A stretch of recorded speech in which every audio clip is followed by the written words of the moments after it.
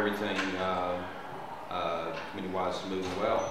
Obviously, the big another one of the big bills, legacy, came off the House floor yesterday. It's moving through the process. I think the big question is, where does it end up on the Senate side, and which committee that one ends up in. And we'll see. I think Neil did a fantastic job handling it. I think Neil has handled himself very professional through all this, even the way he was attacked in committee and with the ethics charge filed against him.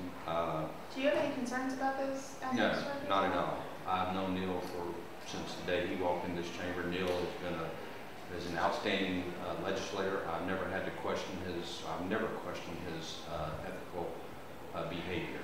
He is very, very professional. He's very intelligent. He's a very, very good legislator that represents his district very well. I have complete confidence in Neil Abramson as chairman of the Civil Law Committee.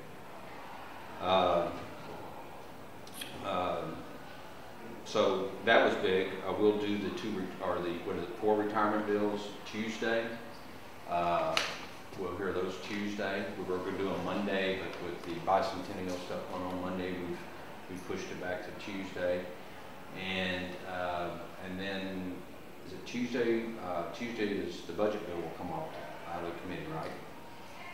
It's the first. The first is Tuesday. Yeah, the first. So yeah, and then probably the following week we'll get it off the House floor and move it to and let the Senate have it.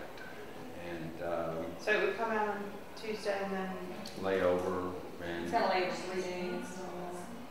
So we should. I think it's Tuesday's the first. Tuesday. Then I think the next week we'll try to. So y'all would keep it for a week before the House debates it on the floor. Yeah, and I'm not sure what all the special rules are, but I think doesn't the budget bill.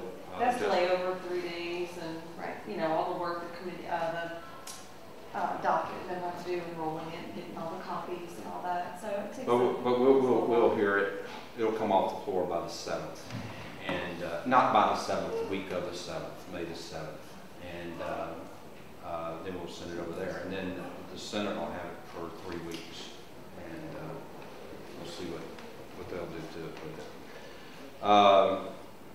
But really, retirement, the budget, you know, it's our big things. Legacy, we got that out. And the big bicentennial deal, I'm sure y'all will all be here Monday for that. That'll be exciting. Former governors are coming, right? Faith Ford, James Carville will be here. C.C. Lockwood will be here as an honored guest, and some other folks. So is that recreating the speech and the debate that happened on the bicentennial, or? I'm not sure what I don't think so. It's going to be the unveiling of the Forever stamp, commemorating the museum's 200th anniversary. And C.C. Lockwood, actually, it's his photograph. So that's why he's going to be here. So what happens in the joint session for the bicentennial? We pray a lot. We do. We have, you'll see it. It's just a ceremonial type deal. If somebody playing flavor? I think that was discussed, but that. It may be a memorial hall. It was supposed to be a memorial hall afterwards, but I don't think we'll have time for it. But there will be a birthday cake and the stamp will the be on stamp sale. will be there for sale, and those kinds of things. The budget figures that came out this week were obviously not so fantastic. Were they worse than expected, or was that kind of where you thought things were going to be? Well, as far as for the current year, yeah, I think that was a little bit more than I expected, and even for 2013, it was a little bit more than I expected. And it's just, you know, this is a little transition year simply because of the fact that we have to adjourn on we do adjourn on June the 4th, and we have to have a balanced budget out by then. And because of the way the corporate numbers come in and the individual numbers come in, we had to get the numbers so we could get the budget moving, or we needed the numbers so we could get the budget moving. And so by calling REC when we did it, we maybe have not gotten a complete, accurate picture of our numbers. So we're you know, so obviously, maybe later in May, we'll have another REC meeting, and hopefully the corporate numbers will be better, the individual income tax numbers will be better. I'm sorry, when? Maybe late May. We just have to see how things, how things progress. In the meantime, you all are looking at where to cut, or because Well, we're looking at several options. money's off the table. No, not the way I understand. One-time money, absolutely. Well, we're looking at options. I mean, obviously cut, but I mean, everything's to the bone now. I don't know how you can cut higher ed much more, and I don't know how you can cut healthcare much more. So we're looking at that, and we're looking at options there. We're looking at the rainy day fund.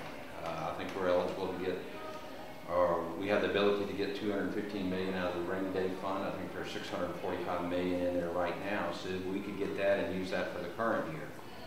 And then I know Mr. Fannin is working on finding $304 million in cuts for 2013. So you think there's a possibility that there will be enough votes to get the money out of the Well, I think the members are looking at their options. They're trying to find out what's available, what are our options. If we cut, what do we have to cut? And if we don't cut, maybe it's a combination of cuts and using some rainy day money. I just really, I mean, we just got the numbers night before last, and really hadn't had a chance to sit down with Mr. Fanning and go into deep discussions about what we're going to do or how we're going to do it. Would you support using the rainy day fund to help get through this year?